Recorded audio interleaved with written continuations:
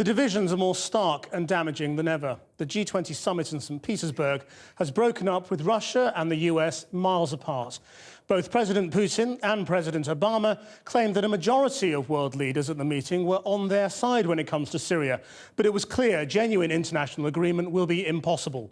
Obama is now heading home, faced with some heavy lifting, trying to persuade his people and Congress to support military action. Our political editor, Gary Gibbon, is in St Petersburg. President Putin turned up last for the group photo, shrugging to world leaders as if there was nothing intentional about it. Maybe it was revenge for last night's dinner when the leaders had to wait for President Obama's late arrival. A solitary walk through the fairy tale grounds into President Putin's lion's den. President Obama knew the Russian president wanted to pile pressure on him here. He'd lined up UN Secretary General Ban Ki-moon, an opponent of military action in Syria, to start the dinner discussion. President Obama looked underwhelmed by his pre-dinner small talk. President Erdogan from Syria's neighbour Turkey spoke next, calling for urgent military action. In his moments away from the talks table, he's been adding to the military build-up on the Syrian border in case President Assad retaliates against Turkey. His host, President Putin, even as the talks continue here, has been sending more warships through the Bosphorus to the Mediterranean Sea to keep an eye on the waters around Syria. Ahead of the dinner, there was some effort at coordination. The US, Britain, France and Germany, all keen to pin the chemical attacks on President Assad, but Germany refusing to back bombing by the US. Then, an hour into the dinner, the tables turned. In his end-of-summit press conference, Vladimir Putin boasted the opponents of US bombing won the day. Actually, the votes, their opinions didn't divide 50 to 50. Who was for military intervention? United States, France, Saudi Arabia, Canada, and Turkey. Mr. Cameron also was advocating military intervention, but the British Parliament was against that. Who was condemning and opposing that way of action? Russian Federation, India, China, Indonesia, Argentina, Brazil, South Africa, Italy.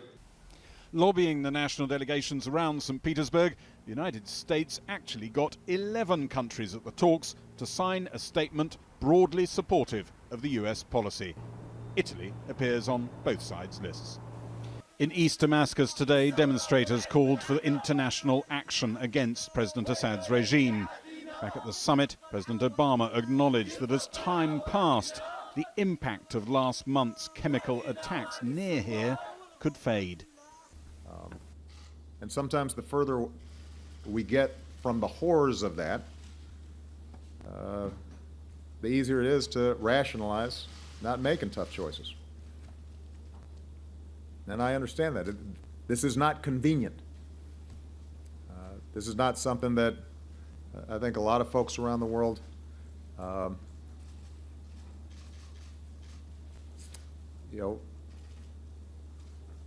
find an appetizing set of choices.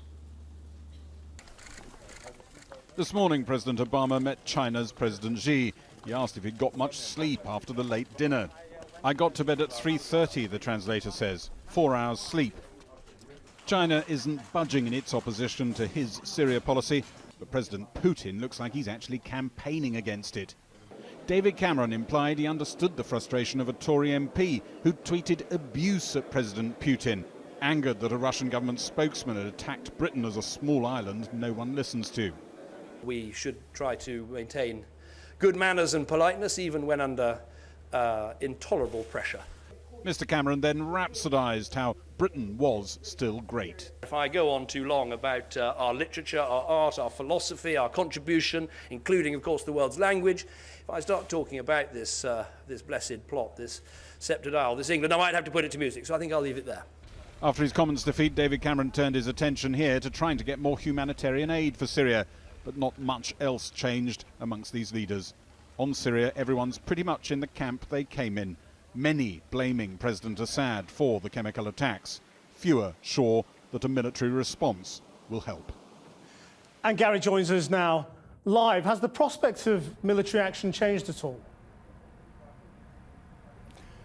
Not really. As I said, everyone's more or less in the camp they arrived in. The timetable hasn't been affected. That's very much dictated by President Obama's plans to try and win the votes in both houses of Congress. It's sometimes said at these summits that President Obama appears a little distrait, not in the room. Well, this time he sometimes actually wasn't in the room, and that's because he's strategizing to try and win the vote in Congress where the real action is. He's been phoning senators. He's been thinking about addressing the nation, and that is where the critical thing will happen. And we know how critical it is because we were listening to President Obama here.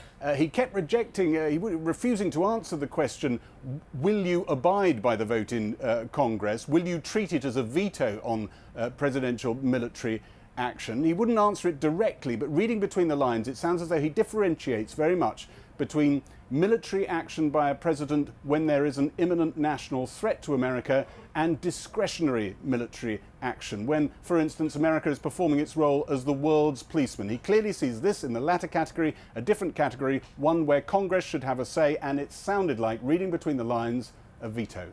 And so what does Obama do next? Well, he's already in the air. He's on his way back. And Gary Gibbon, thank you very much for that. Kathy.